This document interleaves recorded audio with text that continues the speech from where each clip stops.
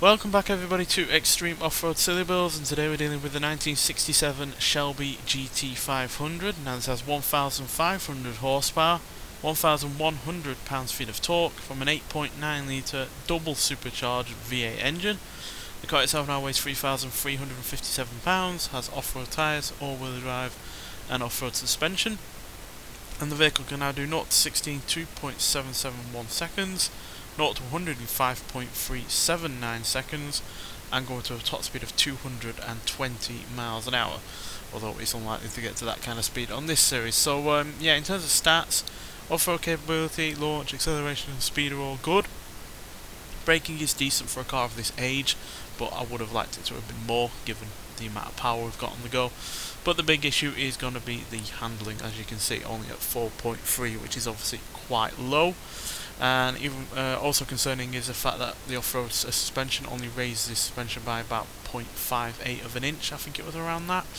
So yeah, not really that much higher off the ground, so if it bottoms out I wouldn't be surprised, but yeah, that is going to be a concern.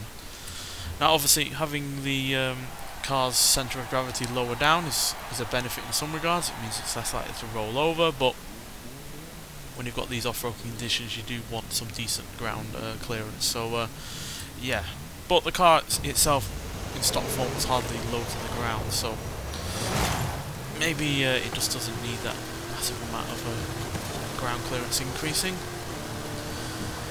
But still, we've not had a Shelby on this series so far.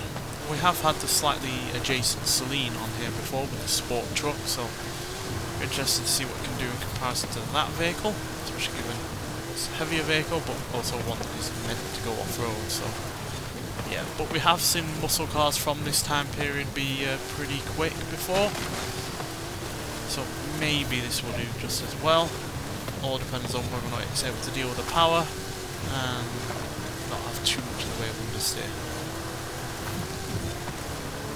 Now though we are getting up to good rates of speed. We nearly did 180 down there, which is pretty impressive. The brakes just about got stopped.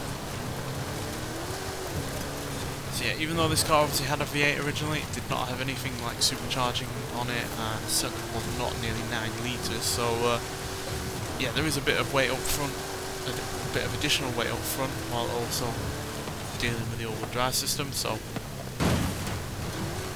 yeah, that could exacerbate the risk of the understeer, but for now it's only played up a couple of times. Luckily there is plenty of power to get it to slide out, counteract the understeer that is going on. And the brakes, despite being on the low side in terms of the stats, are at least helping slow us down, so they're for now not as bad as I thought they would be.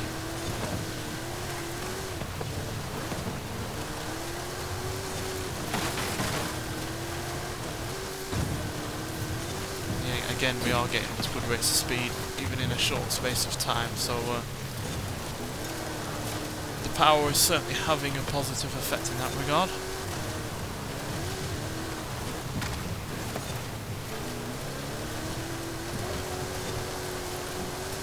Not really struggled with understeer since the first section. Oh dear, that was entirely my fault, I got that completely wrong there. Oh, I'm gonna have to use 2 rewinds here.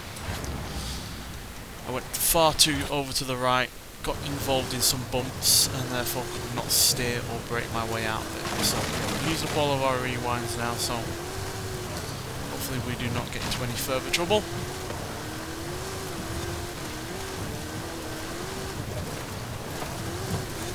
50 down there.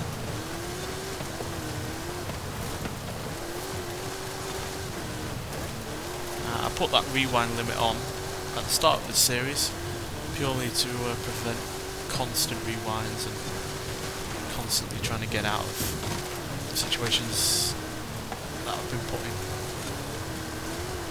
It's just to make it fairer. Still looks like we're not going to need the anymore.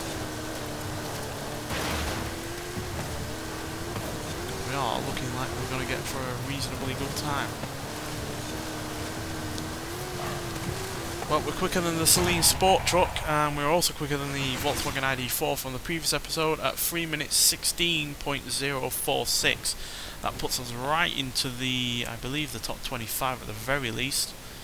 No, the top 40 is just inside the top 40. We have knocked the Peugeot 207 Super 2000 out of the top 40, as we're just under 0.1 of a second quicker than that.